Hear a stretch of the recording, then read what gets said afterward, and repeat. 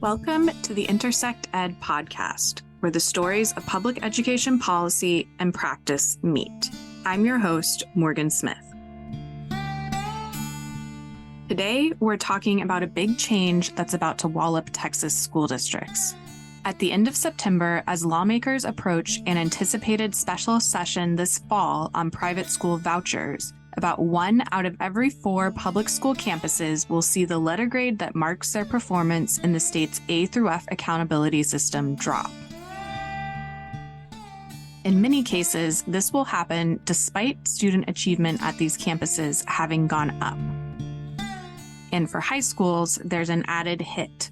A key component of their rating, the Career, College, and Military Readiness Indicator, will be retroactively applied based on the performance of students who graduated in 2022. So going into the 2023-2024 school year, there's nothing they can do to change it, even if they could. So why is this happening? Put simply, it's because of a paperwork change, or in more precise terms, a technical adjustment in how the Texas Education Agency calculates the accountability ratings. So taking the Career, College, and Military Readiness Indicator, or CCMR, as an example, instead of requiring 60% of kids to meet the standard to receive an A rating, now 88% of kids must meet it. But it's hard to ignore the timing of it all. I think it's important for people listening to understand that what is happening with cut scores is part of a larger campaign by the governor to make our schools look bad.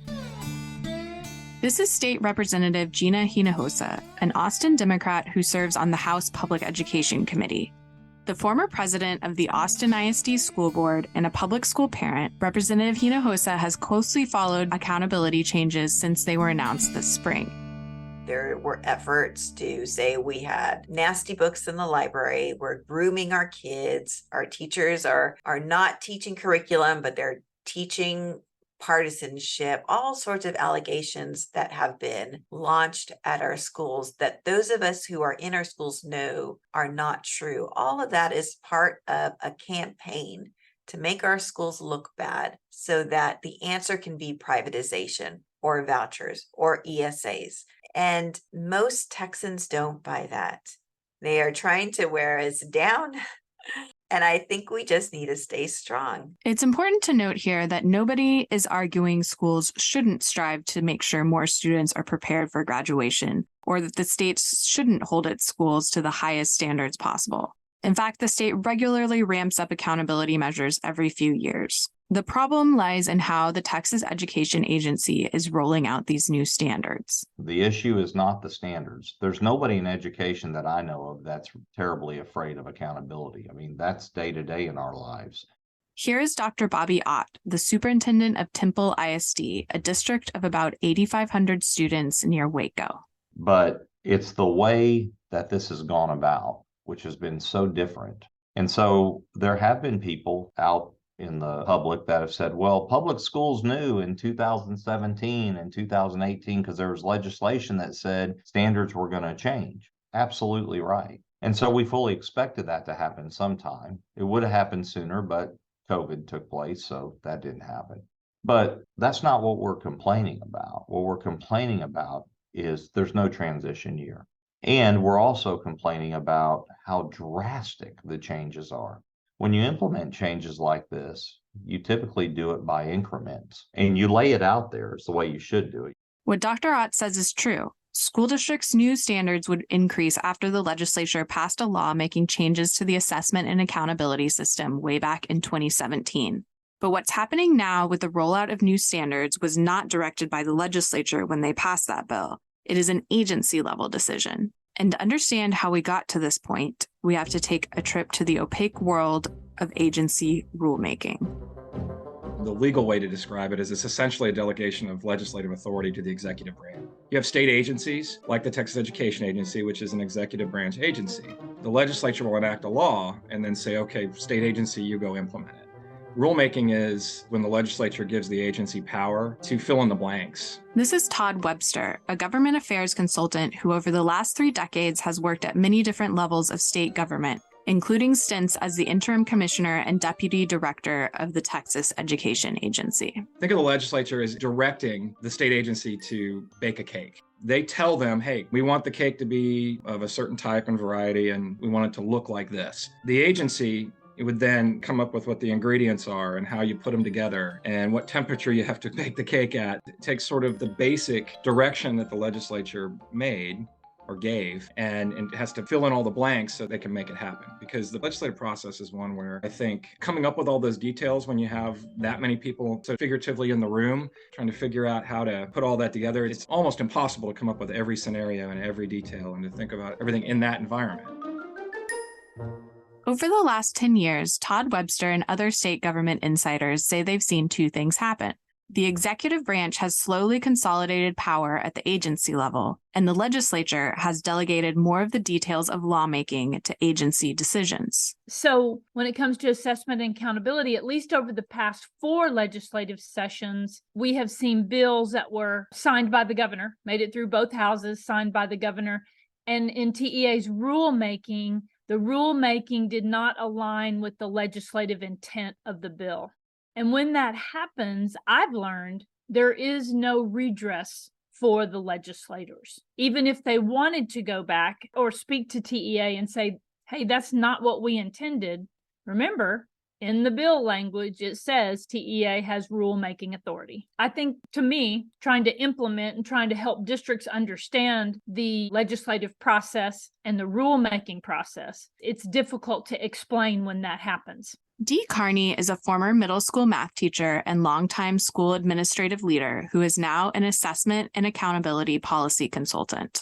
Rulemaking is way down in the weeds, but it has a ripple effect from the teacher incentive allotment and how teachers receive that additional incentive, because that's based on test scores in part, to the value of your home and how that letter grade impacts what you can sell it for, to businesses and workforce development that choose to move into your community or not based on this letter grade. That's why it's important. It's hard to overstate how much these ratings matter to school communities. If a school district performs poorly, it faces the threat of a state takeover. And the ratings affect everything from whether teachers at a school receive bonuses, to real estate property values, to companies' decisions to relocate to Texas or take that economic investment in our state elsewhere. But despite this, it's incredibly difficult to influence the rulemaking process once it's underway, even if you are a longtime lobbyist or lawmaker. The opportunity for public input around the accountability manual, which is the rulemaking process for accountability, that occurred May to June. So those comments, if people were going to comment on the manual, were submitted to the agency. And then the agency considers those public comments before they finalize the rules. You don't talk to the agency. There's not a hearing. You submit them online, the agency reviews them, and then they publish in the Texas Register if they agree with your comment or disagree with your comment. Most of the time, when you go back and look at the register, the agency disagrees with comments. And when there's dissent over what happens in the rulemaking process, there's very little recourse for lawmakers or members of the public. They can either take it to the courts, which at least 7 school districts, including Pflugerville and Del Valle ISD, did when they sued the state over the new standards this August, or wait until the next legislative session rolls around to try and pass a new statute. What the commissioner is doing is moving the goalposts for our schools after the game is over and saying that they did not make the cut because they failed to score within the goal. Here is Representative Gina Hinojosa again. I know that we hear complaints a lot in the legislature that the commissioner is applying law in a way that members did not intend. And that may be true to an extent, but legislators also bear responsibility here. Representative Hinojosa says that lawmakers had the opportunity to pass a bill that would have ensured school districts had a year to transition to the new accountability standards instead of leaving that decision up to TEA Commissioner Mike Morath. But that bill never got a committee hearing. I do think that Commissioner Morath exercises more discretion and control in his rulemaking than other agency executives. But I don't think that washes our hands of responsibility to get it right. Meanwhile, at the end of September, school leaders will be left to explain to their communities why their schools are suddenly dropping one letter grade or more. I think school leaders need to be transparent and upfront with our communities and not be fearful. This is happening through no fault of theirs. To have a new standard retroactively applied on our schools is 100% the doing of our commissioner, our governor, and most people, vast majority of people. In fact, I don't think I've come across a single person who thinks that's fair. It just violates our notions of fair play in all sorts of ways. And I think once we tell our school communities, listen, this is the grade for the school, but the state has retroactively applied this heightened standard without giving us any indication that this was going to be the new standard. We will try to do better next time, but we did not know this was what the standard was going to be. This topic may be confusing and in the weeds. You can learn more about accountability issues at www.raiseyourhandtexas.org. To stay informed on critical education issues, you can sign up online for Raise Your Hands Across the Lawn weekly newsletter at www.raiseyourhandtexas.org/get-involved. To receive text alerts that will allow you to join Raise Your Hand in taking action at key moments in the lead up to the special session, text Raise My Hand to 40649. Today's episode was written by me, Morgan Smith. Our sound engineer is Brian Diggs, our executive producer is Anne Lasang Teet, and our episode producer is Amelia Folks.